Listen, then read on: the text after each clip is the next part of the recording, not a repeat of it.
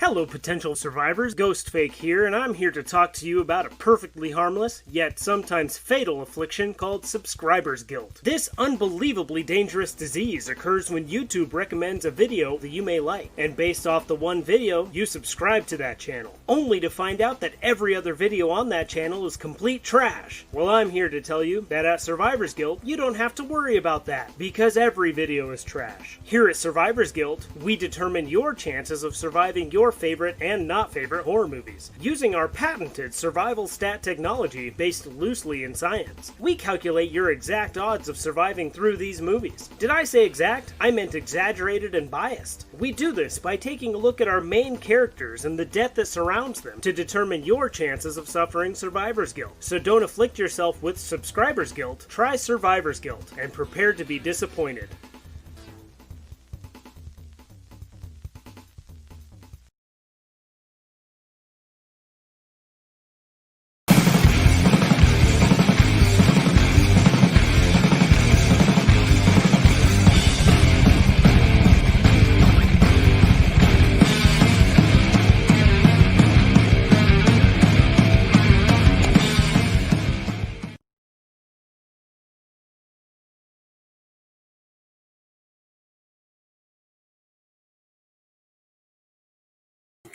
Welcome, everybody, to the show. This is the Snobs podcast.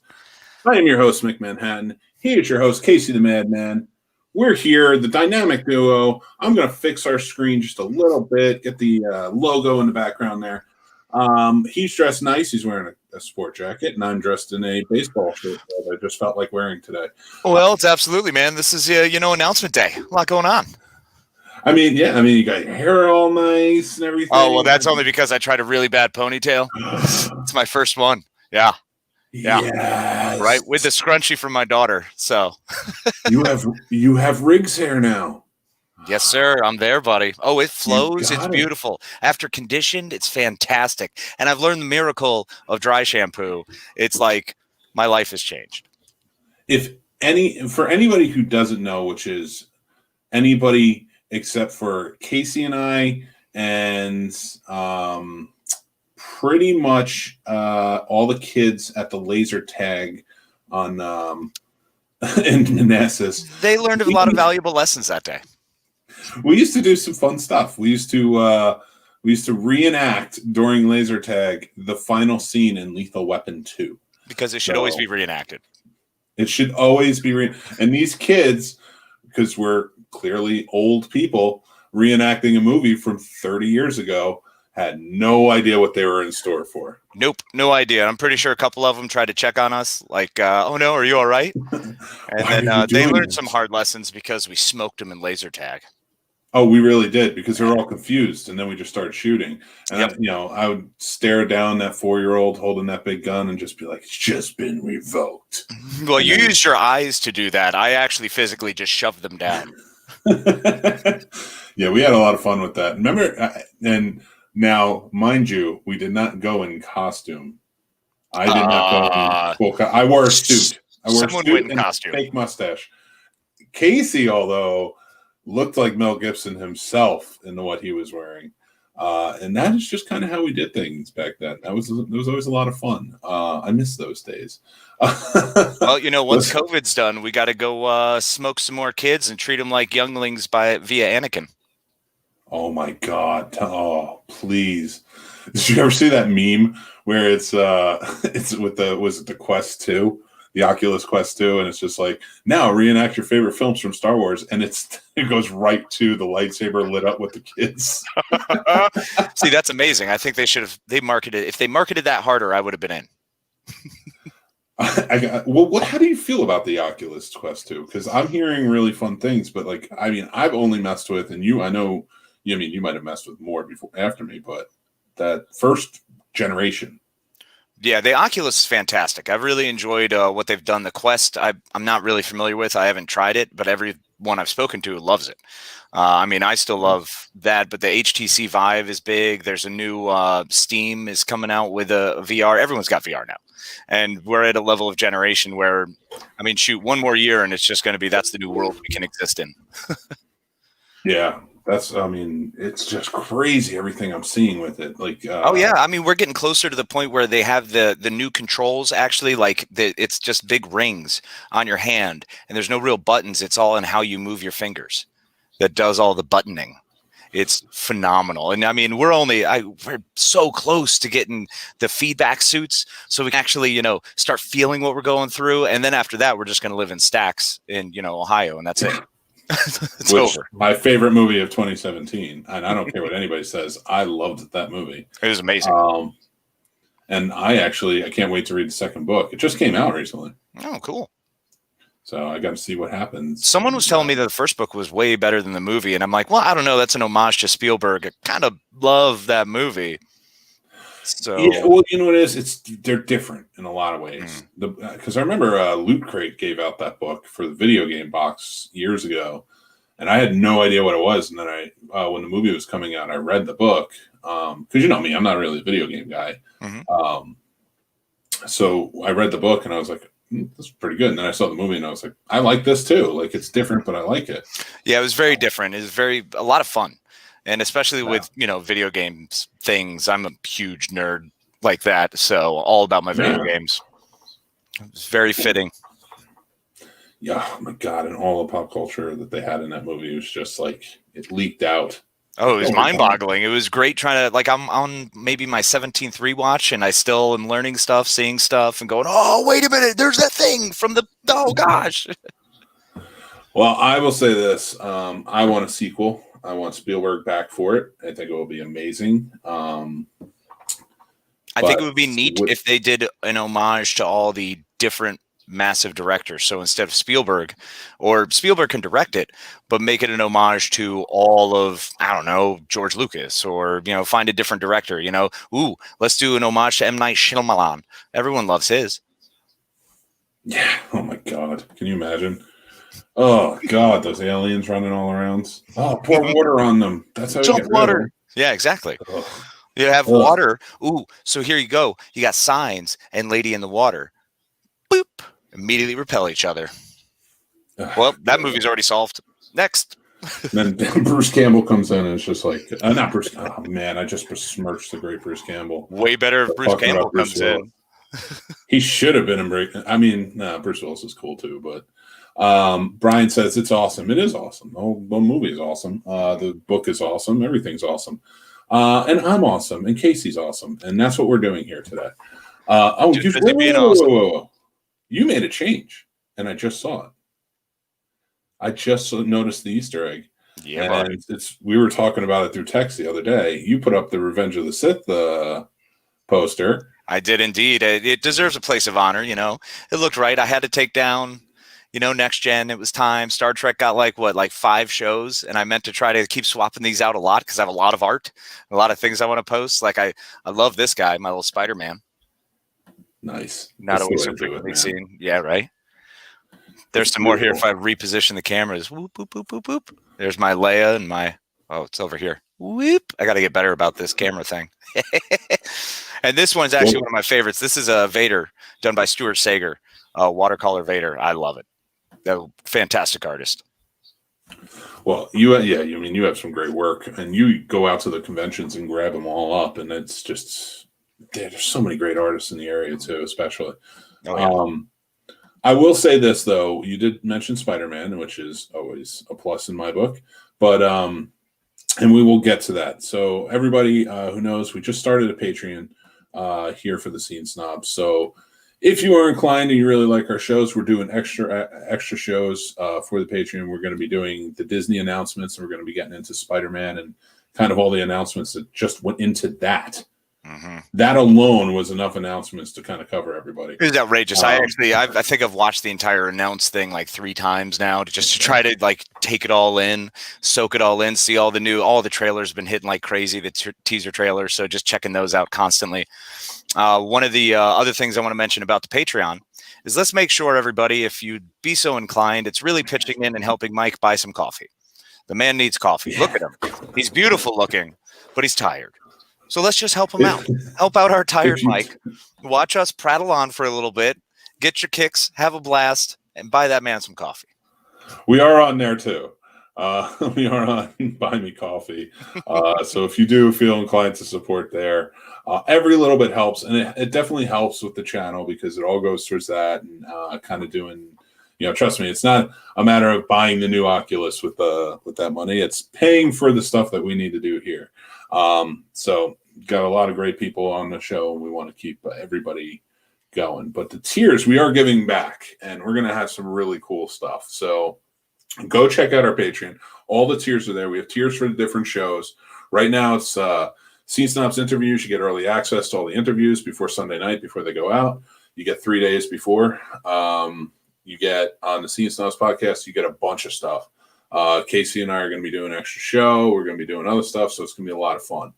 And then Behind the Box, we're going to also be doing a very cool movie brackets tournament, which we'll bring on other hosts like Casey and Len and I will be there, and some other guests to come on and kind of we'll do tournament style brackets. So that's all going to be on the Patreon. Go check us out. The links are up on the website, thescenesnobs.com. But we're here to talk about some fun things, and I want to get Christmassy, if I will, for a moment for the first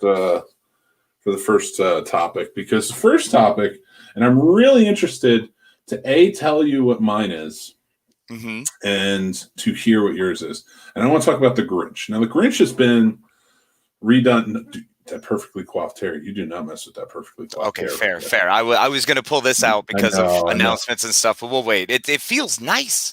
Like having it pulled back, this whole ponytail thing. I'm sorry. I'm elated. This is nuts. This is the first time I've been able to do this. And it's with a scrunchie, no less. You've had 30 years to be able to do it. And now all of a sudden you choose now. What? Because I'm in quarantine and I don't have to worry about seeing anybody. Most people I deal with are at work and they just see me and, they're used to me being disheveled, gross, freaking out, on fire, sweating. So, at this point, the mustache and ponytail is nothing. Everybody has a mullet at that point. Yeah, we're close. Yeah, I grow out my hair and then I get mad and then I shave. That's just how it goes. It's like you Britney Spears on a small level constantly. It's a cycle. I just get so annoyed and I'm like, I'm shaving everything. But then you get this sweet freaking goatee that's just outrageously awesome. It's not even fair. I do like my goatee more than I like my full beard. My full beard kind of gets annoying and gets puffy, and I like the goatee. It's easy to manage. So welcome to the Goatee Podcast. Party of one, because I got nothing here. We talk about goatees all night long. Ridiculous facial hair. Hi, wait a minute. Scene stops. Nope. Well, our first topic tonight, I definitely want to touch down on is which Grinch is the best. Which version of the Grinch is the best? And everybody who's watching, please feel free to chime in on the comments. We will listen, and we will definitely talk about it with you.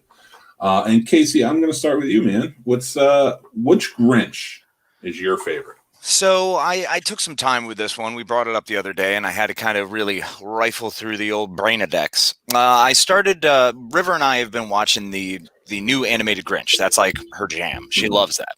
So I jumped in on that, and as much as I enjoy Benedict Cumberbatch, and it is a good Grinch, don't get me wrong, it's fantastic. Yeah. Jim Carrey's Grinch was very strong.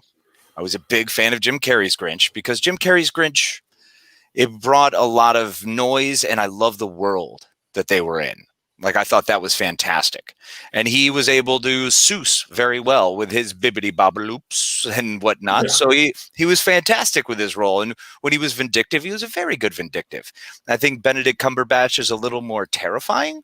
He can actually be a little more intimidating, as opposed to Jim Carrey's version, which is just grumbles and complaining, whining. There's a lot more whining in that one. I had to go back to the OG though, man. Straight up for me, it's Boris Karloff. That dude's Mr. Grinch is just fantastic. I love his Grinch, especially because he doesn't actually talk as much. That's actually true. Listen, I'm not going to besmirch in any way, shape, or form the great Boris Karloff, and it just adds to the wonderfulness that in the 66 version he was the narrator and he was the Grinch. I don't think that anybody else at that time for that special could do that role. Agreed. And I think that was proven because they did the Halloween Grinch, which counts in this, people. It counts in this if you want to do it, because that is a version of the Grinch. And that was the 70s version. Halloween is Grinch Night. And it wasn't Boris Karloff who did it. I don't know who did it at that time. But for me, they get let me fix that because I'm getting a little feedback.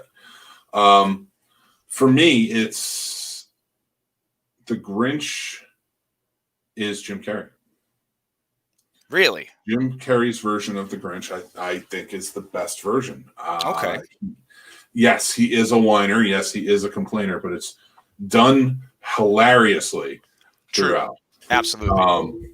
And I can accept it if it's mocking. Now, for me, why is that the best version? It's because it tells the whole tale. Mm-hmm. It still gives you the beats that work with Dr. Seuss's book. Mm-hmm. You get a more in-depth look at all the Who's lives in Whoville. Which is something that Ron Howard did fantastically. Maybe I took this wrong because I was thinking character, not the entire world built movie-wise. So I was going for the specific Who Grinch. Which yes, no, it is the Grinch. The reason I'm saying is because the worlds that we see in them, they at least built the Grinch to who he was. And the reason I'm mentioning that is because in the original version, you don't really know why he hates them, other than he's a Grinch. Right. Other than he just is the dick who sits on top of the mountain. Which I think we all can agree is more reality. Because sometimes people are just dicks. They don't need a backstory. You don't need to have a reason to be a Grinch. You are a Grinch. Yeah, well, but I do like the backstory they added. I like the backstory that he was treated like crap. He was picked on. He always kind of had a thing with Christmas and just being kind of mischievous. But he hated them. He's like, you picked on me, and I hate you for it. And I think that added to it. And I like the idea of not just Cindy Lou Who waking up, but actually putting her in the forefront as a reason why, her support helped turn him was big for me. I can see that. Absolutely. And it's very well done. And Taylor, what's her name? Swift? No, definitely not her. The other one who loses her mind, the little Cindy Lou Who from The Grinch. Yeah, that's I don't know her name. The one who just kind of freaked out. Taylor mom something. She said mamada, but she kind of lost her mind and went crazy, and she Grinched herself a little bit. So maybe that is a more powerful movie because it screwed people up. Taylor Momsen. That's the one. Did you hate her because she was on Gossip Girl? That's exactly why, of course. You know me and Gossip Girl. We'll forever rail against that and Pretty Little Liars. Remind me later to go on my CW rant. Oh, there's a good one there. I'm excited for it. I have a rant for you. Sounds like a good Patreon exclusive. Let's see what some people are saying. Facebook user. We love you, Facebook user. You're our favorite. Now, you're saying 70s Grinch, so I'm thinking you mean the 66 version, but I'm going to count the Halloween Grinch for this one. He gets a point on this. You can't put... No, clearly, yeah. Facebook user meant my Grinch. No. The standard Grinch. You're going to get another point. Relax. And Gerard is on, and Gerard's saying, the ugly Grinch as a kid took me out. Yeah, he was awesome. He was such a dick. It was great. And it was just wonderful.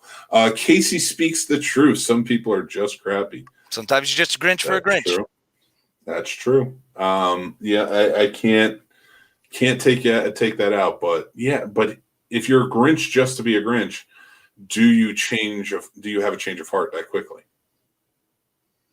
There was nothing at stake there for him to be a hero. If you're someone who's been consistently unloved and maybe never felt that and you're bothered more by the togetherness of holidays because the people that you were supposed to be together with kind of crapped on you in life and you never really pushed forward and you were never good at building those relationships, then yeah, Yeah, you could instantly grow because someone was willing to be kind to you.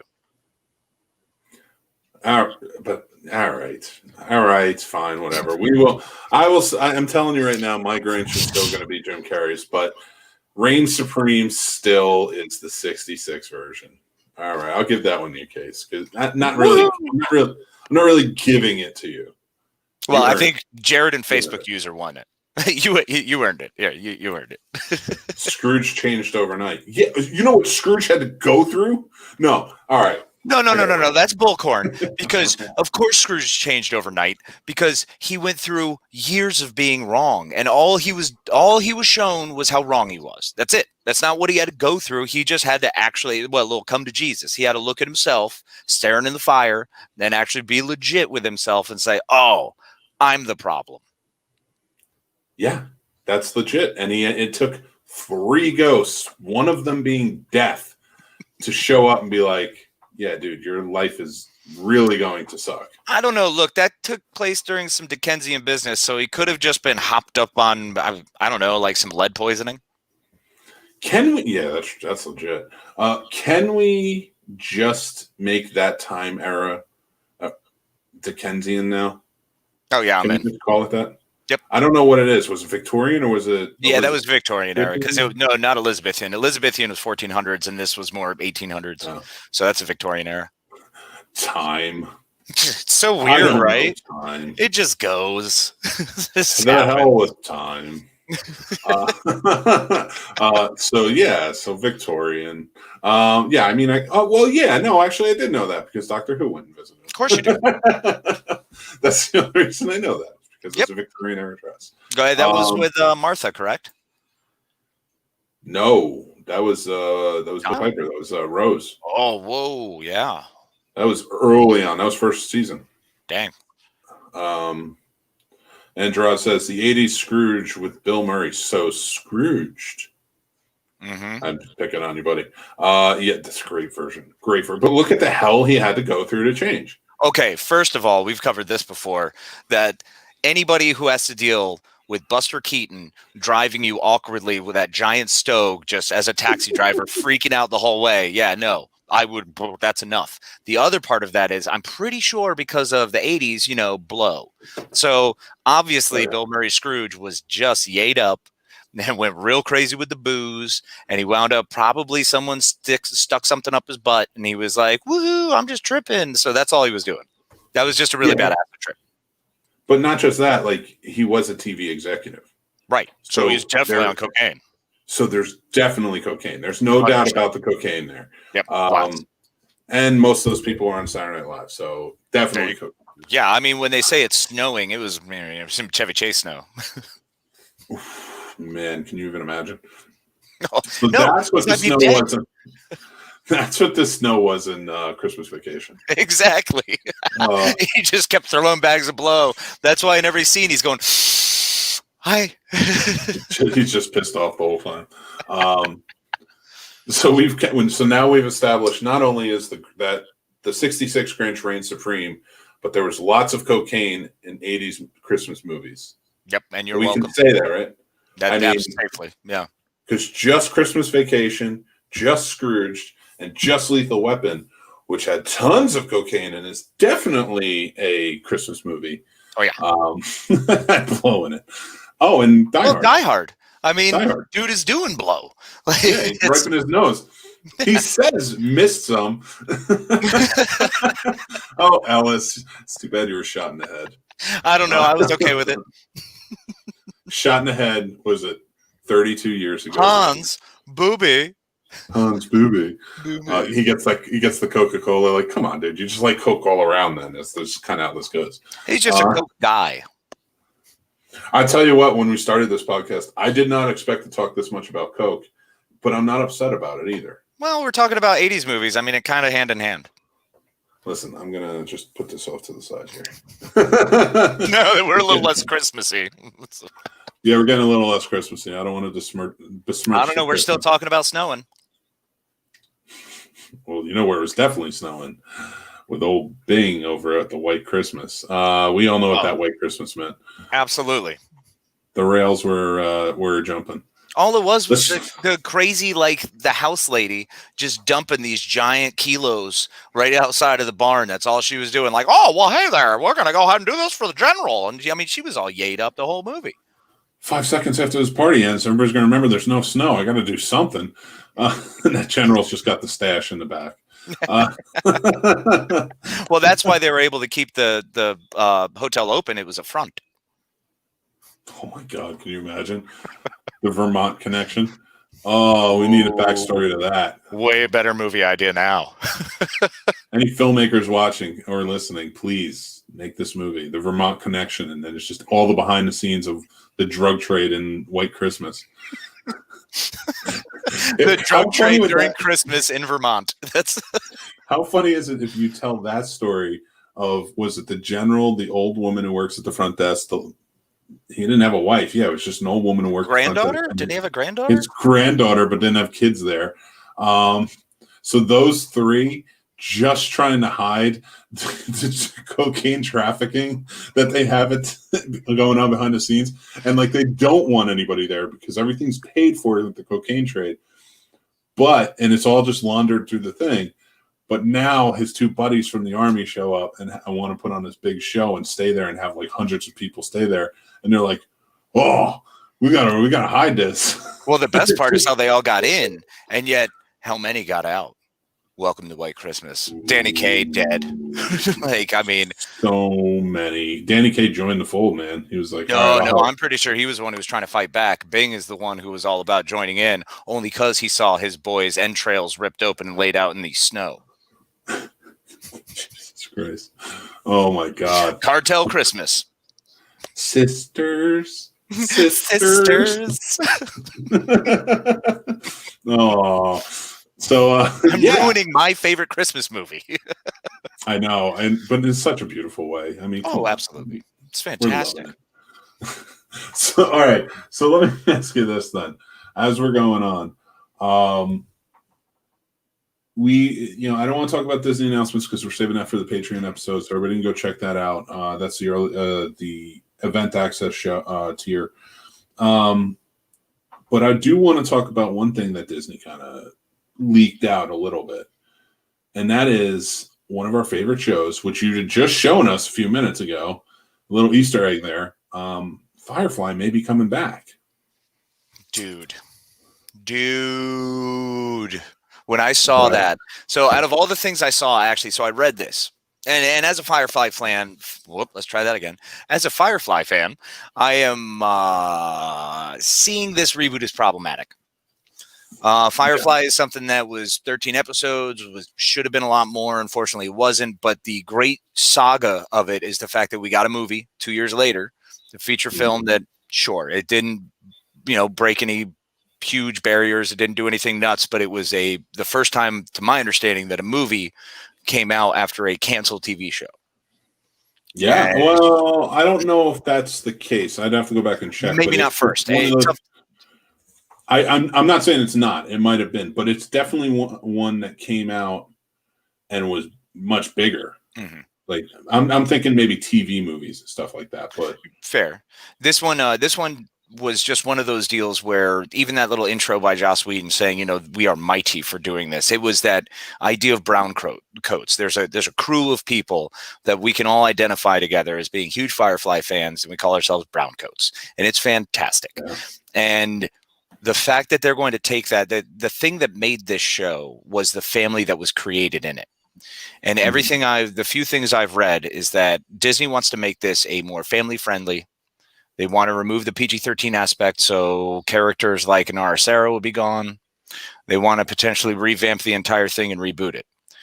So honestly, that's not the Firefly I want. That's not my show. That's not going to... Now, if they follow a different crew and only mention Serenity in passing, and we actually hear, Mal Reynolds voiced by Nathan Fillion, cool.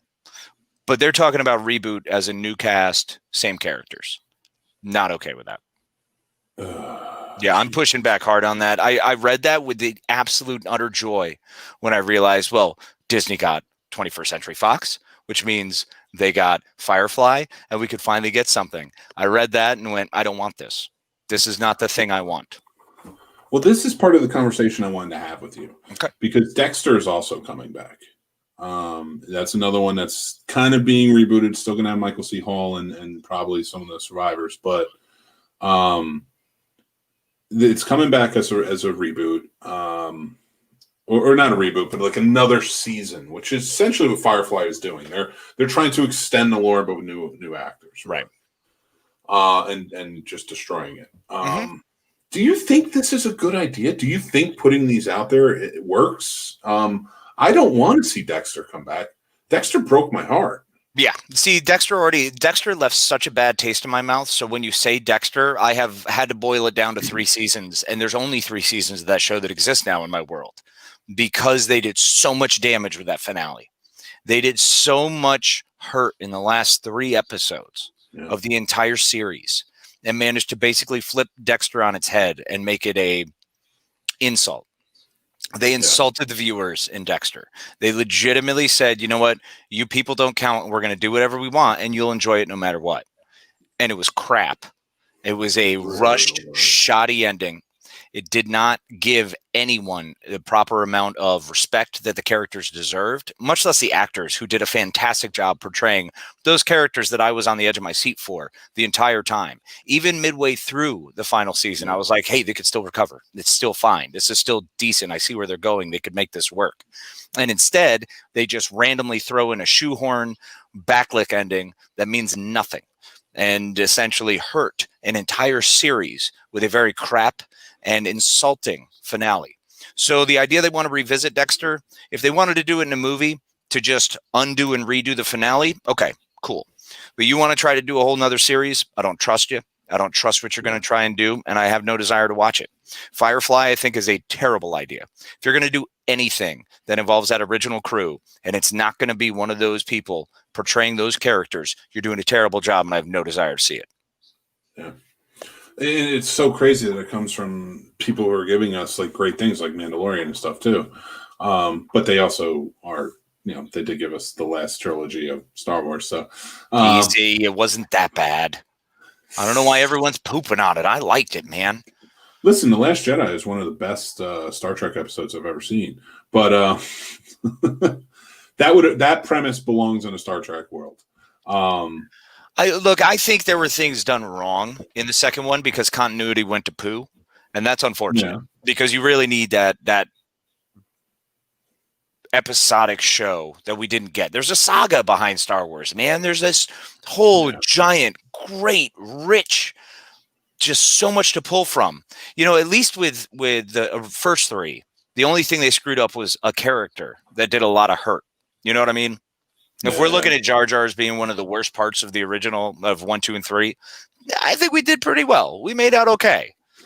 That is true. We did go way after a while. Yeah. Unfortunately, the last 3, that middle one, The Last Jedi, which I still like as a movie, really hurt the final saga. It really put a damper on it because it created this disjointed thing where now in the final movie, Rise of Skywalker, now they have to do a lot of backtracking. Now they've got an extra 25 minutes of just trying to fill and correct storyline. And that, you can feel that, and that hurts and detracts from the story. And it's, we as the viewers are not that dumb. We don't just want big spaceship battles. That's a Transformers thing. Giant dumb story with just big action. That's a Michael Bay thing. Star Wars fans, we don't deal with that. It's not our ballywick, as the kids say. I don't actually know if kids say that. My child keeps telling me that it's not what they say, so I think I'm not hip. But we should do an episode just on the Transformers movies because I just rewatched them, and we could have some fun with that one. I still haven't even finished Last Night. Last night's Transformers? Was there one last night? Yeah, The Last Night. Is that what it's called? The Last Night? You mean Last Night. I swear to God, we didn't work that out. That would just be too cheesy. I'm literally just like, what came out last night? What the hell happened last night? Where are we? What is this? Why is this camera yelling at me? After rewatching, we went back and rewatched the 86 Transformers movie. Ooh, yeah. You got the power. God, do not get me sued. So Yeah, that was fun. And the kids were not. I did not tell them. They were not expecting Optimus to just go. They were like, he comes back, right? And I'm like, no. It's like, no, not until Beast Wars. When Gorilla Prime shows up. Yeah, it's a long ways off. But and they're like, what's Beast Wars? I was like, no, I'm not going down there.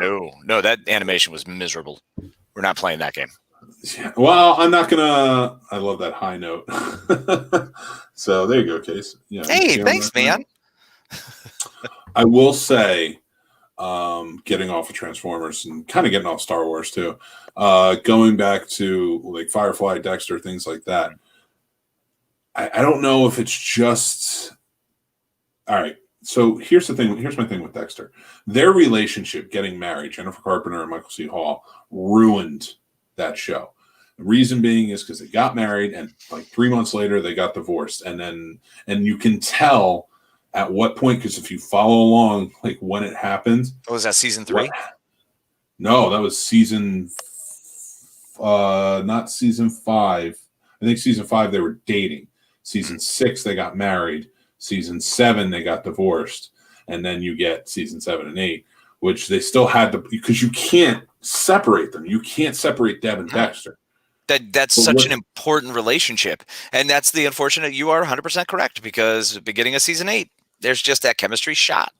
It went to poo. Yeah, and it just didn't work, and they were trying to force it to make it work, and I'm rewatching them all right now. We're on season 8, and after season 4, I was just like, why are we doing this? Yeah, exactly. My wife's just like, no, we have to watch it. I'm like, fine, whatever. So I'm rewatching them, and I see the beats. I see when they were dating. I see when they were, because you can see how they're acting towards each other. And they even tried to play that little, like, well, Deb's in love with Dexter. Yeah, well, I remember that. Yeah.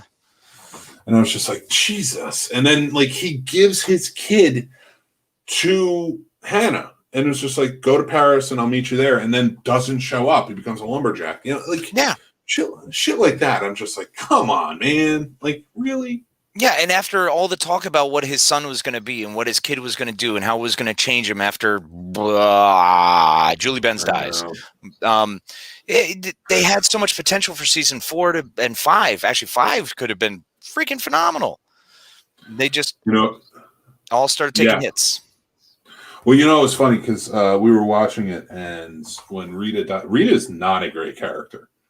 Go back and watch her character. She's kind of a shitty person. A little bit. I'm not saying like we had, and I think everybody who watches the show has to do the same thing where we had to kind of remember, like, well, he is a serial killer. Well, yeah, I mean, your tentpole character, the titular character is just murdering people, so. But if you're saying a bad person, to what degree of bad person? But for me, it's like she was still kind of shitty, and I get her reasoning, but like she could be really mean, especially in that 3rd season to Dexter. Like, and it's just like, come on, like, And then in season 4, like even like when she kisses the other guy, but she's being mean to Dexter, I'm like, all right. I mean, now you're just kind of shitty. But the thing is, Julie Benz is one of the greatest human beings I've ever met in my life. You've said. And when she still dies, I'm still like teary-eyed because I'm like, she's such a nice person. Well, I have to agree with one of our commenters here. Long live Darla. Yep. Nicole Francisco. Long live Darla. We are with you on that one. Always. Darla's the bomb. She was one of the coolest vampires ever. Darla had such a great arc in both shows, and both Buffy and we should do a Patreon episode just on Buffy. We could go for Buffy and Angel. We can go forever. That would be like a 4-hour show. Who would watch that? Perhaps you. I love it. Right. That's why Casey is the madman, because he knows how to pull off all the looks. Ponytail, just looking into the camera. It's not cliche with him. So let me just say that when I did actually pull this ponytail back and looked at myself in the mirror, I was like, oh, I've become that weird dad who's over the hill, who's trying to be hip, but he's recapturing and clinging on to those last precious moments of youth before I begin to just gray and get fat. And, my nuts are down to my knees, and it's just all downhill from there. Listen, ladies, Casey the Madman is just let's get this man married because he deserves it. This is Ted. It works that way, but this is Ted from How I Met Your Mother, less annoying. Let's make it work. See, there you go. I did that. I did that. All right, thanks, bro. Was not expecting that. No, you have to go. Ladies, let me ask you a question. Are you on Twinder swiping left over and over again? Do you want a pseudo internet celebrity? Are you tired of swimming in that giant pond of fish? Well, find yourself a guppy. Come on, sunfish at least. Give yourself some credit. Get some confidence, man. Gerard says, but then you get the best old man stories. That is true. Casey is an old soul. That is for sure. And then he goes, Twinder. Yes, I'm so glad you caught that. I was really hoping, dude. You said Twinder, and I was like, "What are you old? Are you doing an old man impression? Like when you're swiping left on the Twinders, you're that match dot who's it come or whatever." I am not. That was not me pretending to be an old man impression. That was a straight up old man. I am after Twinder. You knew me when I was single. I wasn't I said it again. You're just going to keep saying it now. It's Tinder. It's Tinder. All right, I'm good. So I was not a Tinder guy. I was a go out and meet guy. Mm-hmm. I didn't really do online dating or anything like that. So you knew that. You knew me when I was single. But Tinder was coming in towards the end of that before I met my wife. So I never really had anything to do with it. So Twinder it is. Twinder now. It's Twinder. Twinder's the new dating app for twins. So if it's either a 2-for-1 you're looking for or maybe a match set, welcome to Twinder. Well, I can tell you this, ladies and gentlemen, whoever's watching, I don't want your date, but I want your follow on Twitter at the Scene Snob. Oh man, this should be about. I'm gonna isolate that and make it about. We've got like 9 ISOs already we could pull from this show. It's been Maloney. So I can play one right now. It's so much fun. I'm gonna do it because I don't care because that's what we do here. Ready? Hey everybody, it's CJ Graham, Jason Voorhees. That's right, Friday the 13th, Part 6, and you're listening to the SceneSnobs.com. Bro, I am so stoked for that. You know who I want now? We got to get Nick Castle. We got to get Dean Cundy. We got to get Dean. I can probably get Dean. John Carpenter. I'm friends with his son, so maybe.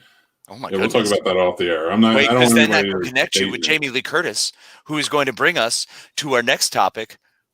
How about some of our favorite feel-good movies?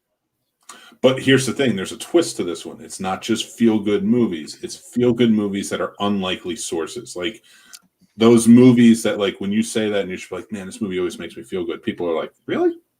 See, you and I had this discussion, and I just to let everybody else in the podcastian world arena know.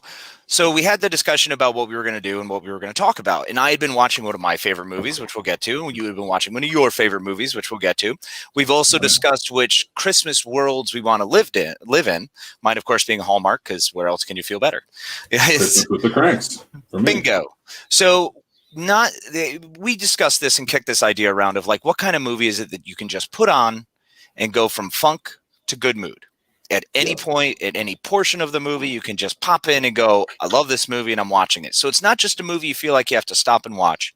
Braveheart, Shawshank. Those aren't really feel-good movies. No, they're movies we like to watch. Yes, you're right. Exactly. So this discussion, I think, because I really got freaking deep on this, man, was what is the movie that you can put on and no matter your mood, it will balance you or somehow make you just get in the feels. It'll put you right in your heart area, maybe a little lower in the cockle area, perhaps the subcockle area. We really don't know. The thing that you're putting on Twinder. That's Exactly. dead air, everybody. Yeah, no, I was just waiting for it. I mean, we got Jared over here talking about The Nightmare Before Christmas, best feel-good movie for him, and I understand that, Jared. I also think you're terribly wrong because I disagree with your choice. It is a weird one, though. A lot of people fight me. Well, he will tomorrow night when he's on Beyond the Box. I know. We're going to go at it. So, okay. Nicole says Rent. That's a good one because it's such a downer movie, but there is a lot to keep you going. I like that choice because I love Rent. I think Rent's fantastic. I like the movie. A lot of people. The movie was great. I mean, I understand that people were upset because certain characters didn't get their just due, but quite frankly, Rosario Dawson crushed it. I loved her. I love everything she's in. Gerard says, of all time, Barry Gordy's Last Dragon. Another one that is kind of out there, but that's what I like because you have a feel-good movie that is just strange. Okay, so for me, I was feeling down this weekend, and Casey knows this. One of my go-tos every time I'm feeling a little down is RoboCop. It's in my top 10 movies of all time. A lot of people look at that what? That's in your top 10? I don't think a lot of people understand it fully. I think the geeks do, of course, like us and stuff like that. But I think a lot of filmmakers who still like it, and I talk to them about it, but don't fully get all the subtext of the movie that goes along with it, and just kind of how accurate it is now, especially in 2020. You look at it and you're like, it's kind of going that way. Yeah, I mean, you got corporations basically ruling the police force. You've got them killing someone, actively going out of their way to shoot a cop, so that way they can then bring said cop back as a RoboCop. Yeah, but even the callousness of hey, we were able to save the arm, and they're like, no, did he sign the waiver? Yeah, take the arm. Great scene. And for me, the movie is just unapologetically violent, but on top of it has a lot of heart. And I don't watch it because I'm hey, violence makes me feel great. Because Back to the Future is a feel-good movie for me, stuff like that. But people will look at Back to the Future and be like, I get why that's a feel-good movie. Mm-hmm. People don't always understand why RoboCop is my feel-good movie. It's because it's silly. And I think sci-fi, and we're getting to your pick next. I just shook my camera. But we're getting to your pick next. And I think this kind of solidifies my feeling of sci-fi movies are naturally feel-good movies in a lot of ways. And I'm talking about sci-fi movies that, not the dystopian so much, as the sci-fi that are more kind of dreaming a little bit. They may be eerie, but it pulls you out and just forces you to see a different world of what could be, to potentially jump into where we are now and what the reflection is of the times. And as much, I think the biggest symbol, I guess, the symbology there would be that symbolism. So one of the things there, what part of the symbolism is the fact that we could be better. And I think for people like you and I, it engages our brain to, why aren't we? How come we see this future and how come we aren't better? Why have we just humans or just humans? And then you also have to remember, people want to get upset about humans murdering each other through, let's say, lethal injection or things like that. But we as humans lit other humans on fire at a stake because we thought they were witches. Humans have never really been great. So sci-fi just gives us that lens of, it's going to take a lot to be better. And yet there are still paragons. There are still potential. There is the functional ability to be better. And the perfect example of that is Gerard saying, violence makes me feel amazing. So that's right there. Casey's point is proven. You're supposed to be the madman. Why are you making so much sense? Whoa. Because there is madness behind my method. You know what? That's your new tagline. I've been working on that one for 20 years. Someone will finally pick it up. So why not this show? This show should be where it picks up. We need individual posters. Yes. It's just you in a bathrobe and a Jane hat, just there's a method to my madness. I love just it. Crazy. Casey the Madman. I'm making them up. So let's do it. So talk about yours a little bit. I want to hear about your Well, it's not exactly small and it's not exactly big. It's somewhere in the middle. I found wrong conversation. So, nothing from you. Come on, that was good. I'm laughing. I just picked it up. I didn't get it at first. I was like, "What movie is he talking about?" Let me talk about mine. So it's there were 3 that I had to choose Ladies, from. it actually looks like an eggplant. Check it out on Twinder now. Yes, that's how we're getting. It's held back by a scrunchie. No. Oh, Jesus. So if you get a picture of the emoji, it's actually the real thing, the real deal. Yeah, that's pretty much it.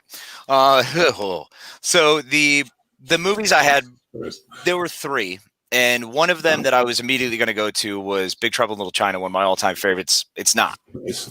And then I jumped to the other one, which oddly enough, True Lies. So kind of very much so in that action-y genre. I love Jamie Lee Curtis. But then I realized that the reason I really, really liked that movie was because of my nether regions. Because I think I first saw that movie when I was like 12 on VHS. So, of course, I'm a big fan. It's awkward and uncomfortable. And I'm like, oh, my goodness, she's all in her underwears. So that was fun and exciting, and great Firefly line from Nicole. Thank you. Oh, I can't know these things. Mal Reynolds, someone who should only be voiced and played by Nathan Fillion forever. So my final choice, as you and I realized, are both Paul Verhoeven fellas, because it is absolutely 100% Starship Troopers. Yeah, and a perfect example. Yes, and I think I know, and I think it's because of the same feeling. Well, with Starship Troopers, you got to remember you're getting this full story from high school all the way through. So we're seeing the popular kid in high school struggle with trying to figure out what to do, making a relation or a life choice based on a relationship that isn't going to go anywhere, because how many people have high school relationships that last? Like 7. So the fact that we get to see that, feel that, and we deal with the loss. We deal with him actually finally getting the right person and maybe with the right girl and losing her. We deal with the people who paved his path, all of a sudden, gave Johnny Rico the skills and abilities, are dead. And the last guy that stuck with him is Ace. Everyone should have a friend like me. If he's not one of the most uplifting sidekick sons of bitches I've ever met, Jake Busey, he's phenomenal, deserves in the Pantheon Hall of Fame of best friends. He is truly a mensch.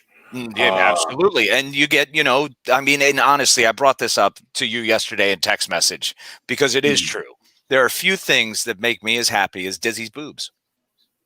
Yeah. And I told him what I came back and was like, they played a divorced couple in All American. I know you said as soon as I saw that, like them both in it, it was all right. So real quick, so Casper Van Dien was on from like the beginning as a recurring role as one of the kids' fathers, and like he's like down and out after his divorce. The wife left him and everything.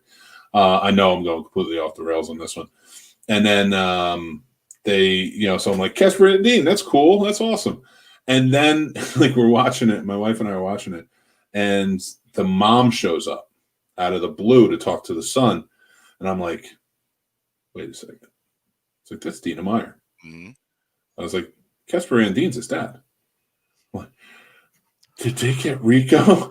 Alternate world together? And I was like, oh, and it didn't work out. I was just like, oh man, it's just so much fun though. Really is, but that's just one of those. I don't know why I went in that. That's just one of those movies, Starship Troopers. It gets me, man. It really does. Plus, at the end of the day, you're dealing with friendship. So you also still have Neil Patrick Harris and the fact that he's still friends with Carmen and Johnny Rico, so they still have that connection. And quite frankly, anything that can be played as propaganda with Would You Like to Know More? It just breaks up the movie well enough to make you believe that we're just following this one propaganda film about this one hero, and they're just using that as a recruiting tool. So at the end of this whole movie and watching this whole thing, you realize the war didn't stop, nothing's ending, and they're just adding the next generation. They're prepping the next generation by saying, hey, if he can do it, you can. And that was something we deal with every fucking day. If you just watch the recruiting tools that are currently out, you want a new job, you want better skills, join, go fight. It's always go fight. And it hasn't changed, and it won't change since Roman times, if not before, and always after. But it makes me feel good, once again, because of dizzy boobs. Dizzy boobs are the way to go. And you know what? That's and you know what? Dizzy's great. And I think I like Robocop because I love Nancy Allen. Lewis is a badass, just like Dizzy was a badass. So it's just a great role. Yep. Paul Verhoeven, man, 2 for 2. Look at that. Our best movies to bring us out of funks, directed by a man who's probably crazier than us combined. Don't doubt that at all, in any way, shape, or form. So, on that note, we are we're nearing the end, and we got a few announcements. So, Casey's joining us tomorrow on Behind the Box, and so is Gerard coming back. But we have 2 very special guests. Len and I are bringing on Mr. Blaine Weaver, who directed the movie Getaway, which comes out on December 22nd. Go check it out; it's a very cool slasher movie. A new meta twist on the Cabin in the Woods type of feel. So I dig it. And then we're also bringing on Ian and Esham Nelms, who are the directors of Fat Man, the movie we've been gushing about for weeks. But we're going to, it's not an interview. We're going to have on. We're going to do some fun. We're going to play some games. How long would you survive in a horror movie? We're going to be talking along the realm of who's your favorite psycho badass Santa? And my answer may surprise some people. But I'm leaning towards Tim Allen, but we'll see. It's not a bad choice. It's the Tim Allen, but the robot soldier Santa from Santa Closer. I'm just kidding. I came up with that off the cuff, but I think that still works. Maybe I will make that the choice. There you go. So you'll have to tune in and find out. Yep, tomorrow night at 7:30 p.m. Is Behind the Box podcast here on the Scene Snobs channel. So just real quick, let me do a quick rundown. Rob Paints the Movies is no longer on the channel. We wish them all the best. It's a great show. Go check it out once they post where it's at. But we have Behind the Box tomorrow night, 7:30. Crossing the Streams with Jeff DeWoskin. He has a whole new panel of people where they talk TV. It's a lot of fun. That's live at 9:30 p.m. Here on the Scene Snobs channel. Then Thursday, we have the Sports Snobs at 6 p.m. And we have the Guapo Show at 9. And then we have the Mutant Pregame Show on I'm going down the list. So we have the Mutant Pregame Show on 6 o'clock live on Friday. The NFL Pick Show will be out on Saturday. That's not live. You can just go check that out anytime.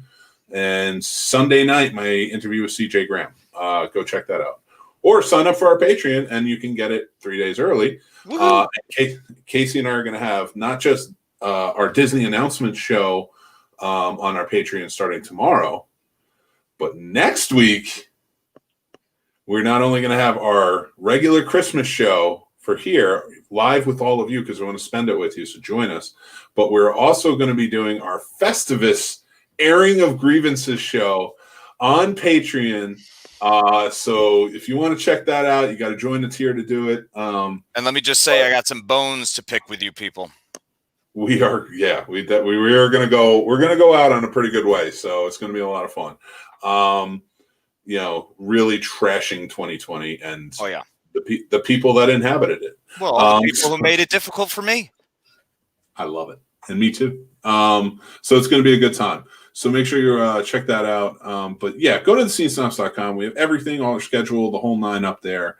So much fun. Next Monday, if you missed any shows this week, we're going to be doing a replay watch party here on Scene Snobs Facebook page. So just enjoy. Or you can catch our podcasts anywhere on any platform. You can catch this video on the YouTube channel. Just have fun, man. That's what it's all about. That's the key. We only got one life. Make it good. Appreciate everybody. Be good to each other. Have a good night, everybody.